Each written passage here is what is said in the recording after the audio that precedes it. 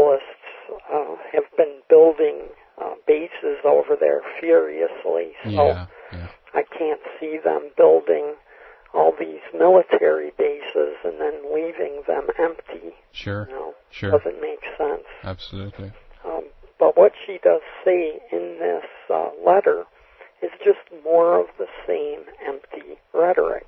And she talks about how she seeks to halt the president's escalation policy with a bill that she has introduced called the Iraq Troop Protection and Reduction Act of 2007.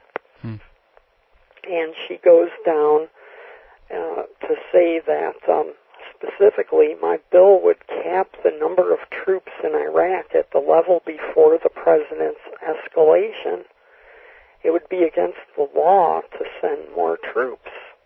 The legislation also sets out to protect our troops who are performing heroically by prohibiting the use of funds to send them to Iraq unless they have the proper equipment and training.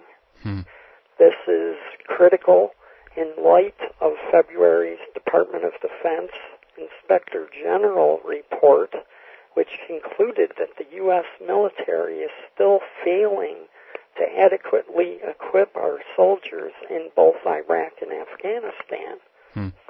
And I have military contacts that are current, and these individuals are telling me that they, in some instances, are being given Vietnam-era equipment to use. Oh, my God. Which is completely outrageous. Yeah. Considering the high technology that has come into play since that time, 35 years ago. So, and, so Hillary basically wants to keep all the troops over there.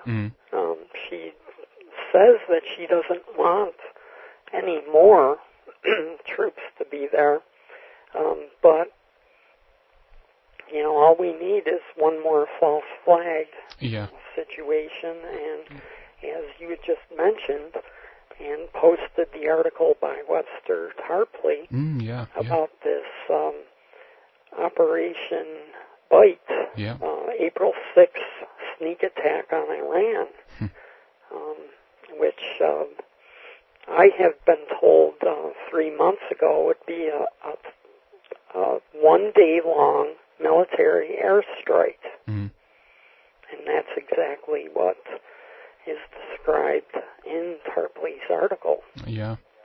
Do you think that if we're going to have a, as they call it, a surgical strike, on a nuclear facility in Iran, or several, but if there is a long-term presence in Iran and moving into Iran before the 2008 election, do you think that Hillary still, will be portrayed as a strong candidate, as a war president, as George Bush, after all, has been kind of depicted as, I guess? Well, I guess on one level they will have to do that, just to address the issue, if nothing else. And as I had mentioned, in this letter that she had sent to me, it just is explaining that it's not going to be complete change, but just a very moderate tap into the opposite direction. So she has gone out publicly, I guess, and stated that she's for the war, because I think at some point before that, the democratic side of all of this was, of course, to pull out of Iraq as soon as possible, basically. But slowly but surely the strategy have changed, I guess, and now all sides of the political parties over there are for a prolonged presence in Iraq, I guess. Yeah, that's very unfortunate. And the reason for this is that Iraq, Iran, Syria, China, Russia, all these countries have one thing in common, besides being mentioned in the PNAC, Rebuilding America's Defenses report of the year 2000. Every one of those countries have made the attempt to move their global trade from the U.S. Federal Reserve dollar over to the euro currency. And Iran had done that recently. Iraq had, Saddam Hussein had done that just before they went to attack him. And of course, big allies of Iran, and also Korea is on this list as well. They are big allies with both China and Russia. So David Icke talked about how there would be a manipulated possibility, a very real possibility of a World War III as we get closer to 2012. Indeed. To kind of counteract the spiritual ascension that is associated with that December 21st date. Sure. And to put as much fear and death and negativity into the world. And so all of these countries may be banding together to go against us. And if that happens, China, for example, their army is 200 million people. So we do not stand a chance here. It's over the long haul. It's an army of biblical proportions, I guess. Yes.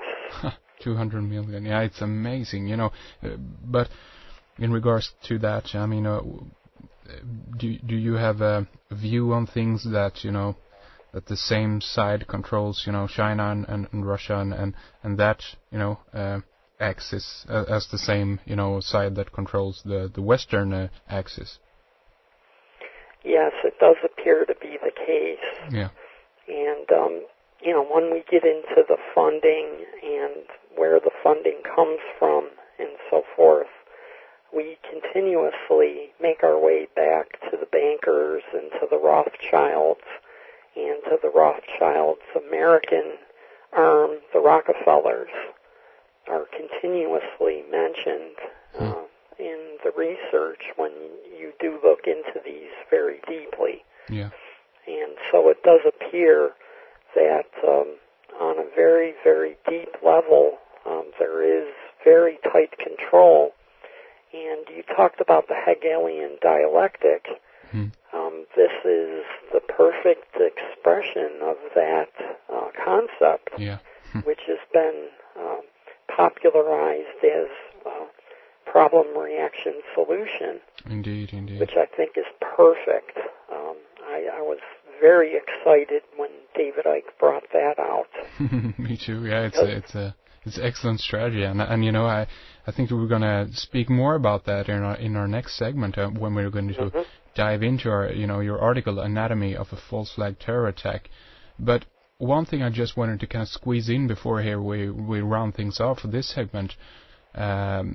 Hillary claims that her all-time favorite film is The Wizard of Oz, and considering what we talked about, in our first show that we did, this is quite an interesting statement, right?